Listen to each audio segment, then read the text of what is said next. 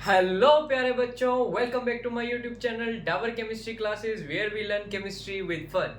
आज मैं लेके आया हूँ आपके लिए टाइप ऑफ रिएक्शन की टाइप 2 रिएक्शन जिसका नाम है डीकंपोजिशन रिएक्शन। चलो शुरू करते हैं बच्चे। फिर डीकंपोजिशन रिएक्शन बच्चे नाम से ही हमें समझ आ रहा है डीकंपोज का मतलब क्या होता है बच्चे? ब्रेक डाउन होना। तो यहाँ पे क्या है, the reaction in which a single reactor, एक ऐसी रिएक्शन जिसमें एक सिंगल रिएक्टेंट ब्रेक होके दो या दो से ज्यादा प्रोडक्ट बनाए, ऐसी रिएक्शंस को नाम दिया जाता है डीकंपोजिशन रिएक्शन। फॉर एग्जांपल बच्चे, ये मेरे पास एक मार्कर है। अब ये देखो एक सिंगल रिएक्टेंट है, अगर मैं इसको तोड़ दूं, देखो तोड़ दिया, कैप अलग हो गई और ये मार्कर साइड में हो गया। तो ये जो हमारे दो प्रोडक्ट बने हैं, इन्हीं को हम क्या बोलते हैं बच्चे? Decomposition reaction. फॉर एग्जांपल अगर जनरल रिएक्शन की बात करूं तो आपके पास एक रिएक्टेंट होगा, वो रिएक्टेंट दो या दो से ज्यादा प्रोडक्ट में ब्रेक डाउन होगा, ऐसी रिएक्शंस को नाम दिया जाता है डीकंपोजिशन रिएक्शन। फॉर एग्जांपल बात करते हैं FeSO4, जो कि क्या होता है? हमारा आयरन सल्फेट होता है, जिसका कलर कैसा होता है बच्चे?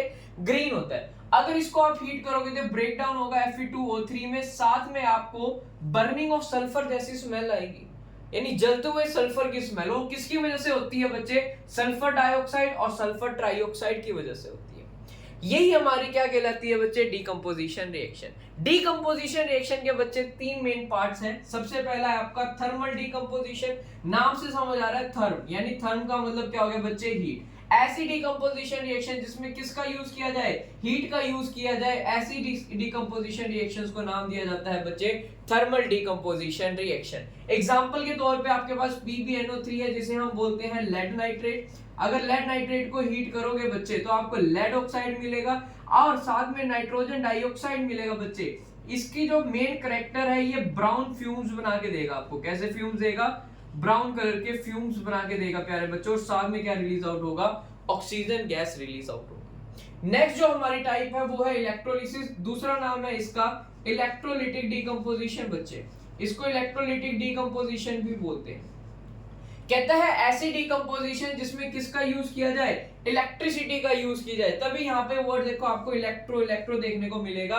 तो ऐसी रिएक्शन जिसमें इलेक्ट्रिसिटी का यूज होता है डीकंपोजिशन के लिए, उन्हीं रिएक्शंस को बोला जाता है बच्चे इलेक्ट्रोलिटिक डीकंपोजिशन, और you can say electrolysis. For example electrolysis of water. अगर वाटर को इलेक्ट्रिसिटी पास करवाओगे तो क्या क्या निकलेगा बच्चे? हाइड्रोजन गैस और ऑक्सीजन गैस। और जो इनकी रेशियो होगी, वो रेशियो याद रखना बच्चे 2:1, यानी हाइड्रोजन और ऑक्सीजन की जो रेशियो बनेगी आपके, वो कितनी बनेगी? हाइड्रोजन रेशियो ऑक्सीजन 2:1 में आपको हाइड्रोजन ऑक्सीजन देखने को मिलेगा। यानी जो हाइड्रोजन की वॉल्यूम है वो ऑक्सीजन की वॉल्यूम से आपको डबल देखने को मिलेगी, अगर आप वाटर का क्या करवाएंगे? इलेक्ट्रोलिसिस करवाएंगे प्यारे बच्चों। थर्ड जो हमारे पास टाइप आती है फोटोकेमिकल। फोटो का मतलब बच्चे सनलाइट, और सनलाइट का मतलब कैसे समझोगे? यहाँ पे देखो, sunlight is used for the decomposition reaction, क्योंकि हमें पता है फोटोसिंथेसिस में भी सनलाइट का यूज होता था।